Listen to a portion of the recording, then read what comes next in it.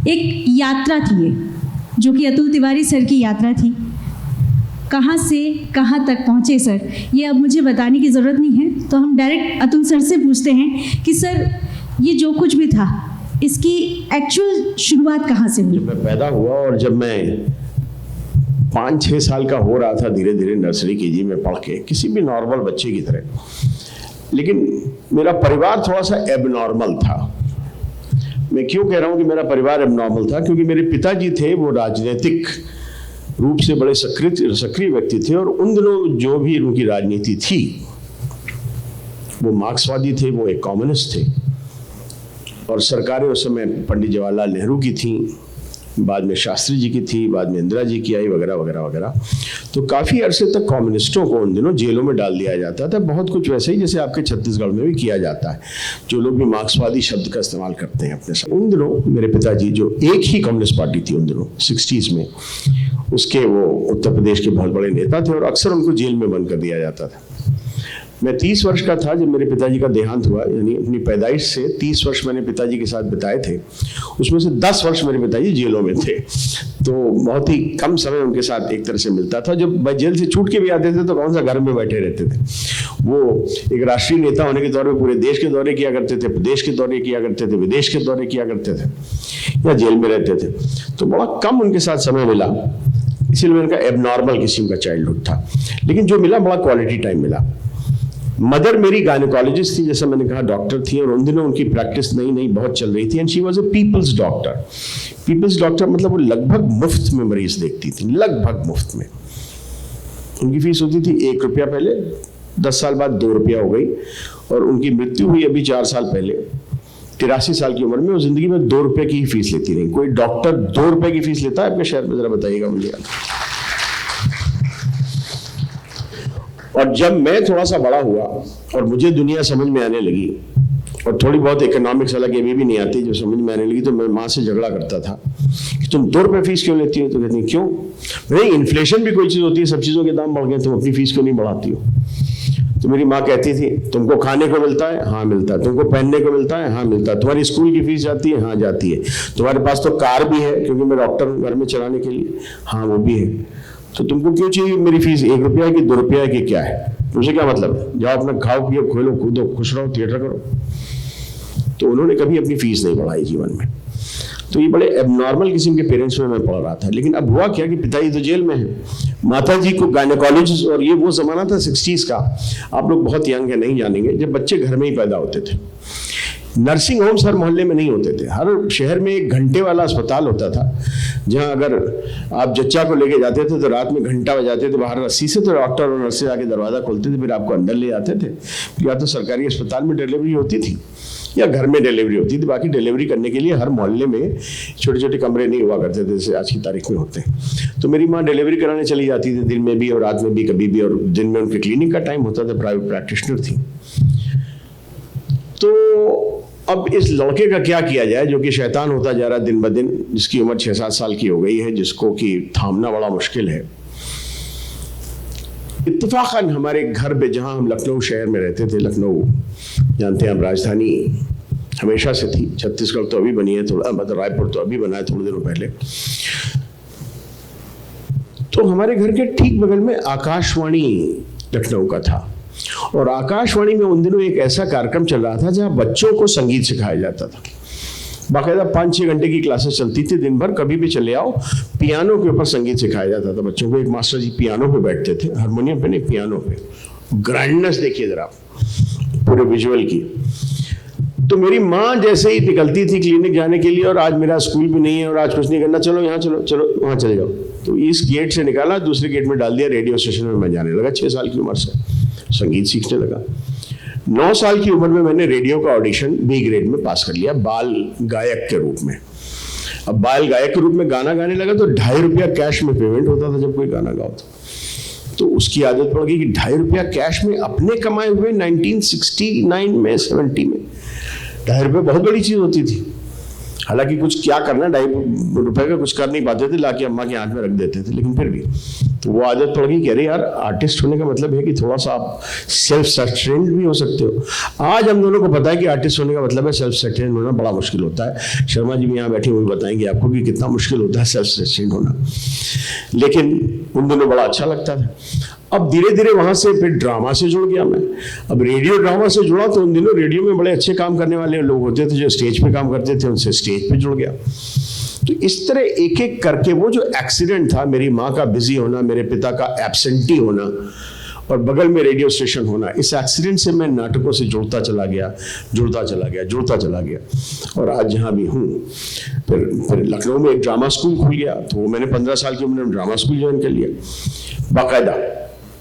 15 साल की स्कूल में आज आपको एडमिशन नहीं मिलेगा, लेकिन मैंने कैसे जुगाड़ करके कैसे घुस गया मैं ड्रामा स्कूल में 15 साल में, वो एक अलग कहानी है। PNA में तो 15 साल की स्कूल में मैंने एक कोर्स कर लिया ड्रामा का बड़ा, जिसकी उम्र थी 18 से लेके और आगे तक। कैसे घुस गया मैं झूठ झाट बोल के, वो अलग ड्रामा था, लेकिन मैंने कोर्स कर लिया, लेकिन सर्टिफिकेट नहीं मिला क्योंकि एज तो कम लिखी थी। फिर दोबारा कोर्स किया वही, जब 18 का हुआ तो फिर सर्टिफिकेट भी ले लिया। फिर 20 साल की उम्र में नेशनल स्कूल ऑफ ड्रामा चला गया, यहाँ के योगेन जी हैं। फिर आगे मैं पढ़ाई के लिए ड्रामा की पढ़ाई के लिए जर्मनी चला गया। सर, आपने अपने आप को यहाँ पर जो वीडियो क्लिप दिखाई है उसमें एक्सीडेंटल एक्टर बताया है, जबकि आपकी पूरी ट्रेनिंग जो है वो एक्टिंग की ही हुई और आप लिखना अनायास ही आपसे शुरू हो गया था, तो फिर एक्सीडेंटल एक्टर क्यों? या मैं तो हमेशा से टीचर ही बनना चाहता था, ऐसा कुछ नहीं है। हम लोग बनने कुछ निकलते हैं, हो कुछ जाते हैं, बहुत सारे एक्सीडेंट्स जीवन में होते रहते हैं। जीवन एक नदी की तरह होता है, इधर पत्थर मिला उधर मुड़ गए, उधर कुछ मिला उधर मिल गया, उधर बांध बन गया, रुक गए। सर, तो जिस रोशनी की आप बात कर रहे हैं, जिसे आपने खुद ने तय किया कि आपके जीवन में उसे आना चाहिए, वो पहली फिल्म एक्टिंग के रूप में कौन सी थी? पहली फिल्म एक्टिंग के रूप में मुझे याद भी नहीं होगा कौन सी थी, लेकिन क्योंकि मैं बम्बई में था और बहुत सारे दोस्त लोग फिल्म मेकर्स थे, वो कभी कभी सामने खड़ा करते, नहीं यार तुम ही करो, सोच खड़े हो जाते, तो मुझे शायद याद भी नहीं होगी कि ठीक से पहली फिल्म कौन थी। लेकिन इतना मैं ज़रूर बताना चाहूँगा कि जिस फिल्म की वजह से लोग मुझे जानते हैं और आप लोगों ने जिस फिल्म के आधार पर मेरे पोस्टर भी अपने शहर में लगाए थे कि Atul Tiwari of 3 idiot fame, और जिस डायरेक्टर के लिए, जो बहुत ही अद्भुत डायरेक्टर है, राजकुमार हिरानी, आपसे बहुत दूर के रहने वाले नहीं हैं, वो नागपुर के रहने वाले हैं, उनके साथ मैंने जीवन की पहली फिल्म की थी। कैसे? तब तक राजकुमार हिरानी बड़े डायरेक्टर नहीं थे। राजकुमार हिरानी अभी भी पूना फिल्म इंस्टीट्यूट से एडिटिंग का कोर्स करके निकले थे। 90s की बात है, मैं नया नया बम्बई पहुंचा था, मैं बहुत सारा थिएटर करता था और हम लोगों के पास समय होता था, काम कुछ था नहीं, साल में एक फिल्म कर ली तो बहुत बड़ी बात है। टेलीविजन के लिए थोड़ा थोड़ा लिखते थे, वो भी दूरदर्शन आता था सिर्फ शाम को 2-3 घंटा, तो सारे प्रोग्राम हम ही थोड़े नहीं लिखेंगे, मैं सारे प्रोग्राम वो एडिट करेंगे। तो ऐसे में एक दिन राजकुमार हिरानी मेरे रिहर्सल्स अटेंड किया करते थे थिएटर के और बड़े प्रभावित थे मुझसे कि अतुल जी क्या अच्छी एक्टिंग करते हैं। मैं एक्टर नहीं था वहाँ पे, मैं तो डायरेक्टर था, राइटर था उन नाटकों का। लेकिन जब मैं अभिनेता को बताता था, नहीं तो ऐसे मत करो, जरा सा हाथ उठाओ, जरा सा चेहरा लाओ, ऐसे बोलो, और मैं करके अक्सर बता दिया करता था। तो राजकुमार हिरानी बड़े प्रभावित थे, अतुल जी बड़े अच्छे एक्टर हैं। तो एक दिन मेरे घर में मिठाई का डब्बा लेके पहुंचे और मिठाई का डब्बा, तो मैंने कहा क्या राजू, गर्लफ्रेंड मिल गई, पड़ गई, शादी हो रही है? अरे नहीं अतुल जी, मुझे मेरी पहली फिल्म मिल गई है। तो वो 18-19 मिनट की एक फिल्म थी, हितवाद, एक पेपर निकलता है आपके शहर से भी निकलता है, नागपुर से उस ग्रुप की शुरुआत हुई थी, हितवाद ग्रुप की। तो उनकी एक कॉर्पोरेट फिल्म थी। कॉर्पोरेट फिल्म वो होती थी जो इंटरनली दिखाई जाती थी कि हितवाद की इतनी कॉपियाँ, इतने लाख कॉपियाँ बिकती हैं, इतने घरों में पढ़ी जाती है, कॉपी 5 लोग पढ़ता है तो टोटल रीडरशिप इतनी हो जाती है, हितवाद में एडवर्टीजमेंट्स इतने आते हैं, हितवाद इतने प्रदेशों में जाता है, वगैरह वगैरह। तो उसमें एक रोल था लाला का, जो मेन रोल था पिक्चर में, कि एक लाला की बीवी कहती है आप हितवाद मंगाया कीजिए क्योंकि उसमें गुड़ का भाव भी छपता है, सोने का भाव भी छपता है। बेटा कहता है पापा हितवाद मंगाया कीजिए, उसमें स्पोर्ट्स न्यूज़ बड़ी अच्छी आती, कलर पिक्चर छपती है स्पोर्ट्स की। बेटी कहती थी पापा फिल्में बहुत अच्छी छपती हैं, एक कलर पुल आउट निकलता फिल्मों के बारे में, वो मंगाया कीजिए। और लाला कहते कुछ नहीं, जो अखबार आ रहा है मेरे पिताजी के ज़माने से वही आएगा। फिर एक दिन लाला दुकान में बैठे मक्खी मार रहे हैं, तो उनका एक दोस्त कहता है कि भाई तुम्हारी सबसे अच्छी दुकान है, सबसे सस्ते में बेचते हो, फिर भी कोई खरीद नहीं रहा है। पता नहीं क्यों, क्या हो गया लोगों को, ज़माना बिगड़ गया है। तो ज़माना नहीं बदल गया है, तुम गधे हो, तुम नहीं बदले हो। हितवाद में ऐड देके देखो कितना तुम्हारे दुकान में लोग आएंगे। तुम कहते हो अच्छा, फिर मैं हितवाद में ऐड दे देता हूँ, मेरी दुकान में भीड़ लग जाती है, और फिर मैं भी कहता हूँ हितवाद सबसे अच्छा अखबार है, और जितनी सारी सूचना देनी थी वो मैं देता हूँ। हितवाद की इतने लाख कॉपियाँ बिकती हैं, इतने रीडर होते हैं, ऐसा होता है वैसा होता है। ये पिक्चर थी छोटी सी कॉर्पोरेट फिल्म। तो राजू हिरानी ने कहा मैंने सर आपको सोचा था आपसे लाला का रोल करवाऊंगा। मैं कहा राजू तो मैं एक्टर नहीं हूँ, कैसी बातें करो। मैंने कहा मैं एक्टर नहीं हूँ, मैं डायरेक्टर हूँ या राइटर हूँ। उसने कहा फिर भी अगर आप कर लेंगे तो बहुत अच्छा है। मैंने कहा नहीं करूँगा। तो अतुल जी मैंने सोचा था 20,000 रुपये आपको दूंगा। तो 1990-91 में 20,000 रुपये बहुत बड़ी चीज़ होती थी। मैंने कहा हाँ मैं करूँगा, बिल्कुल करूँगा। और इसके बाद में अगर मेरी वजह से अधिक समय लगेगा तो तुम्हारी जिम्मेदारी। हाँ मेरी जिम्मेदारी। तो इस प्रकार से मैंने वो पहली अपने जीवन की फिल्म की जिसमें मैंने मेन रोल किया। राजकुमार हिरानी जैसे बड़े डायरेक्टर ने अपना करियर मेरे जैसे एक्टर के साथ शुरू किया, इसीलिए इतना सफल हो सका वो। बहुत सुंदर, बहुत सुंदर। सर योगेंद्र सर से भी इस सवाल का जवाब चाहूँगी मैं कि आप क्योंकि रंगमंच से जुड़े हुए हैं और आप दोनों ही NSD पास आउट हैं, NSD तक किस तरह से पहुंचा जाता है और उस समय के माहौल में और आज के माहौल में क्या अंतर पाते हैं? अतुल जी ने कहा कि हम सबकी शुरुआत जो है वो नाटक करने से होती है। तो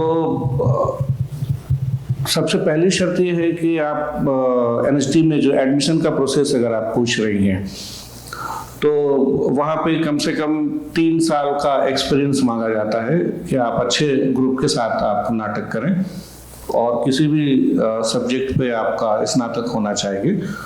और जो 3 बड़े जो रंग निर्देशक हैं उनका प्रमाण पत्र चाहिए कि हाँ ये हमारे साथ में काम करता है, और कम से कम 6 नाटकों में आपकी भागीदारी चाहिए। और वो भागीदारी स्कूल और कॉलेज वाली नहीं चाहिए, वो भागीदारी चाहिए जो आप फुल लेंथ का आप नाटक करते हैं, प्रॉपर नाटक करते हैं आप। और उसके बाद में एक आपने फॉर्म भर दिया, फॉर्म भरने के बाद जो सबसे बड़ी चीज़ होती है फिर वो आपका एक तरीके से ऑडिशन होता है। पहले 4 शहरों में होता था, दिल्ली, मुंबई, चेन्नई और कोलकाता में। और अब अच्छी बात यह है कि NSD ने लगभग 10 शहरों में उसको कर दिया है, जिसमें एक भोपाल भी है हमारे नज़दीक में। वहाँ पे आते हैं और कुल मिला के पहले 20 सीट हुआ करती थी पूरे देश भर से, और अगर कोई ICCR के थ्रू अगर कोई आता था, विदेश से बच्चा आता था, तो वो भी उस 20 सीट में जो है वो शामिल होता था। और अब उसे बढ़ा के 26 सीट जो है वो कर दी गई है। तो अमूमन जैसे मैं गया था तो हम लोग 20 लोग को लेना है तो 80 लोग को मेन में सेलेक्ट करते हैं, और वो 5 दिन का वहाँ पे वर्कशॉप करते हैं। और 5 दिन के वर्कशॉप में आपको अलग अलग तरीके से जज किया जाता है, अलग अलग तरीके से आपको देखा जाता है वहाँ पे। और हिंदुस्तान के जो बड़े टॉप मोस्ट निर्देशक होते हैं वो आते हैं, आपको काम देते हैं, आपके मतलब हर गतिविधि पे बारीक से बारीक नज़र रखी जाती है कि आप हॉस्टल में जहाँ आपको ठहराया गया है वहाँ आपका बिहेव क्या है। चूँकि नाटक जो है वो एक सामूहिक विधा है और हम मिल के कुछ रचते हैं, मिल के हम कुछ करते हैं, तो सामूहिक में वो कोई ऐसा तो नहीं है कि अपनी जो है वो दिखा रहा है, सामूहिकता के तौर पे वो काम कर पा रहा है या नहीं कर पा रहा है। यहाँ तक कि हमको मेज़ भी दे दिया जाता है और कहा जाता है कि आप लोग जाइए, बनाइए, खाइए और मेज़ को अच्छे से सजाइए। और उसमें भी पता लगता है कि वो एक आदमी हमको बिग बॉस टाइप को देखता रहता है हमको, और वो सारी चीज़ें जो है वो हमारे जो है वो मार्किंग होती रहती है। तो ये एक कठिन प्रोसेस है वहाँ तक पहुँचने का। वो इसलिए भी है क्योंकि मुझे ऐसा लगता है कि जब आप राष्ट्रीय नाट्य विद्यालय में पहुंचते हैं तो वहाँ पे रंगमंच की आपकी क ख ग से पढ़ाई नहीं होती, ABCD से पढ़ाई नहीं होती, बल्कि ये माना जाता है कि आप इतना पढ़ के आए हैं और उसके बाद हम जो है वो आपको सिखाएंगे। और शायद उसका नतीजा यही निकलता है कि वहाँ की जो ट्रेनिंग है वो हमको एक विज़न देती है। जैसा अभी अतुल जी ने कहा कि लाइट कौन सी जलेगी या पेड़ कौन सा उगेगा वो एक डायरेक्टर या एक एक्टर ही तय करेगा। तो वो जो एक्टर भी निकलता है वो एक्टर जो है वो रटने वाला नहीं होता, वो एक्टर भी जो होता है वो खुद से क्रिएट करने वाला होता है कि आपने एक सिचुएशन दे दिया है, उसको मालूम है। तो आप लोगों ने इसीलिए देखा होगा कि तमाम जो डायरेक्टर के साथ साथ जो तमाम नेशनल स्कूल ऑफ ड्रामा से पढ़ के जो लोग पहुँचे हैं, वास्तव में हिंदी सिनेमा को जो है उन्होंने ही एक नया रूप दिया है। ये जो हमारे टीचर्स यहाँ बैठे हुए हैं ये सब क्लास टीचर्स भी हैं और हमारे यहाँ असेंबली होती है सर, और जब असेंबली होती है तो उसको खूबसूरत बनाने के लिए और उस असेंबली का मैसेज बहुत अच्छे से सब तक पहुँचाने के लिए एक छोटा सा स्किट भी तैयार कराया जाता है। जो ये सारे जो NSD से बिल्कुल कभी शायद नाम भी नहीं सुना होगा NSD का, और ना ड्रामा कभी स्कूल में भी किया होगा, ये वो टीचर्स हैं जो अपने बच्चों से वो काम करवाते हैं। तो सर मैं आपसे रिक्वेस्ट करती हूँ कि इनको थोड़ी सी टिप्स भी दे दीजिए ताकि हमारे आगे की असेंबलीज जो हैं और खूबसूरत हो जाएं।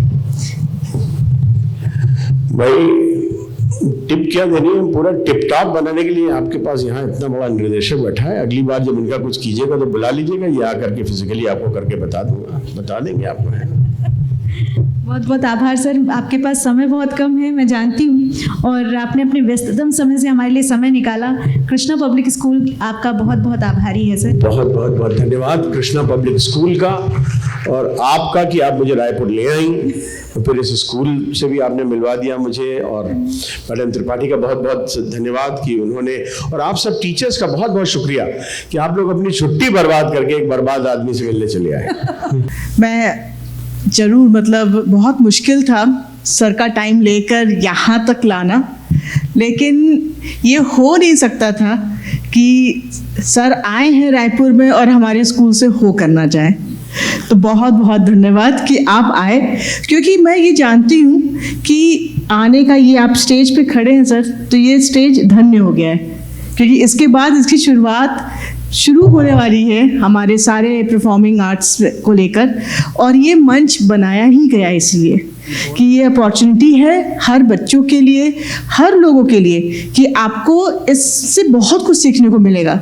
और जहाँ तक हमारे बाबूजी कहते हैं कि जो टीचिंग होती है ना, आजकल तो शाहरुख खान भी टीचिंग कर रहे हैं, तो आप समझ सकते हैं ना कि जो आर्ट है, जो ड्रामा है, द वे आप जैसे पढ़ाते हैं उसमें भी एक ड्रामा है, वो भी एक मंच है। हर टीचर एक मंच पे खड़ा होता है सर, हर दिन जब बच्चों को किस तरीके से पढ़ाया जाए, तो वो चीज़ हमारे टीचर्स हमेशा हर दिन एक छोटा सा परफॉर्मेंस रोज दे के जाते हैं। क्यों सर, एक छोटा सा क्वेश्चन मैं जरूर पूछूंगी, क्योंकि इट इज़ रियली, मतलब सही बात है, फिल्म्स हम इतना देखते हैं, लेकिन OTT आने पर, ये पेंडेमिक आने पर हमको ये जरूर पता चल गया सर कि OTT पे परफॉर्मेंस वाइज, क्वालिटी वाइज जो कंटेंट आ रहे हैं वो मच बेटर है जो हमको मूवी हॉल में देखने को मिलते हैं। अब हम लोग को वो 3 घंटे की जो मूवी है ना, थोड़ी मतलब परेशान हो जाते हैं कि इसको फास्ट फॉरवर्ड करो भाई, ये नहीं देखना है। सो दिस इज़ व्हाट, जो आपने कहा कि नेशनल स्कूल ऑफ ड्रामा से, या जो बच्चे को रियल एक्टिंग, मतलब you don't have to be so glamorous, the way the characters have been put. So this is what, मतलब आई विल से दैट ये OTT और पेंडेमिक के कारण हम लोग बहुत अच्छी क्वालिटी ऑफ वर्क देख रहे हैं, और कंटेंट ओरिएंटेड चीज़ आ गई है सर। इस पे आप जरूर, मैं चाहती हूँ कि कुछ तो, मुझे लगा कोई तो पूछेगा इस क्वेश्चन को। नहीं, बिल्कुल, बहुत ही। अब ये पैंडेमिक की वजह से OTT नहीं आया, OTT तो ऑलरेडी आ रहा था, एक और देखने का तरीका खुल रहा था इस पूरे डिसेमिनेशन ऑफ सिनेमा के लिए। जैसे पहले टीवी पे फिल्में दिखा दी जाती थी, जब दूरदर्शन था तब भी संडे को एक फिल्म आती थी, पूरा मोहल्ला घर पे आके बैठ के जिसके घर टीवी होता था देखा करता था।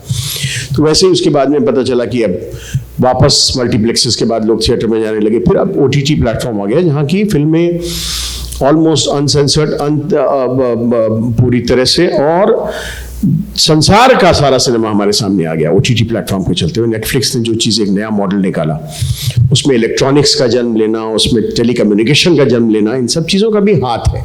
ऐसा नहीं कि अचानक एक दिन ने सोचा ओटीटी आ गया, पूरी टेक्नोलॉजी बढ़ती गई, उसका कुछ लोग उससे रास्ते अपने बनाते चले गए। लेकिन ओटीटी आने से अच्छी बात ये हो गई कि इतना बड़ा मार्केट हो गया है, बहुत सी चीज़ें जो है वो पैसे पे डिपेंडेंट करती हैं। जैसे कहते हैं कि जितना गुड़ डालोगे खीर उतनी मीठी होगी।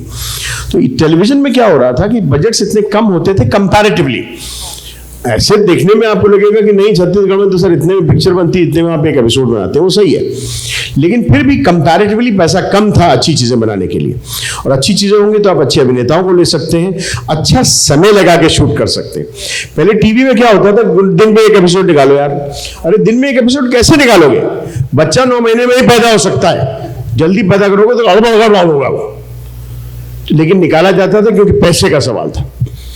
ओटीटी आने से जैसे बजट्स बढ़े तो आप बेटर राइटर लेते हैं, आप ज़्यादा समय लेते हैं, आप सोच के बैठ के पूरे 10 एपिसोड पहले लिख लेते हैं, फिर शूटिंग शुरू होती है। नेटफ्लिक्स आपको ऐसे पैसा नहीं दे देगा, नहीं हम लिख लेंगे ना।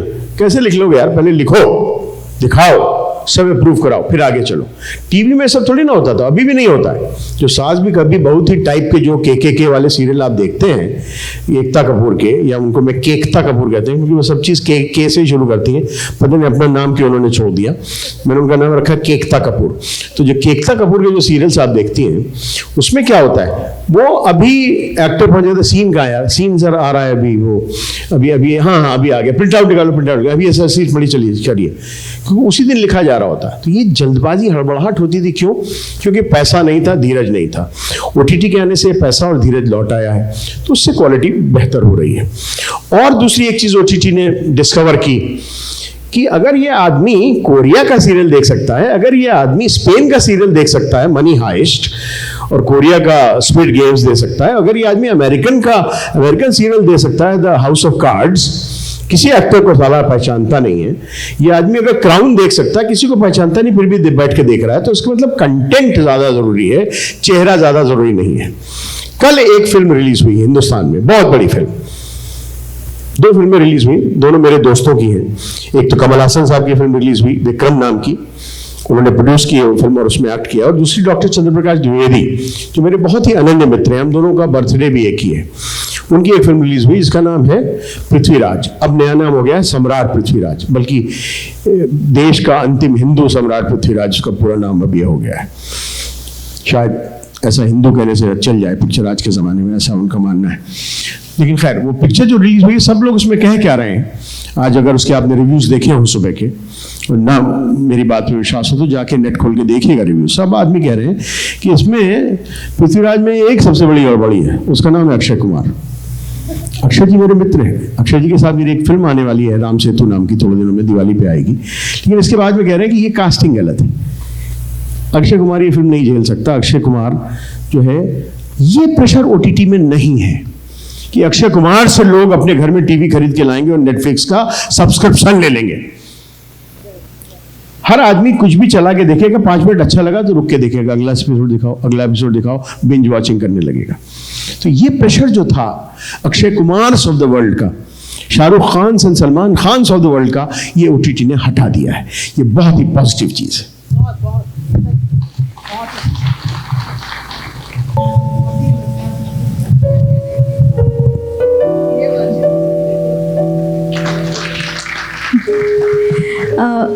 आज अतुल तिवारी सर हमारे बीच हैं, उसके कारण जो है योगिन चौबे सर हैं, तो उनका सम्मान और उन्हें स्मृति चिन्ह भेंट कर हम उन्हें आभार व्यक्त करते हैं।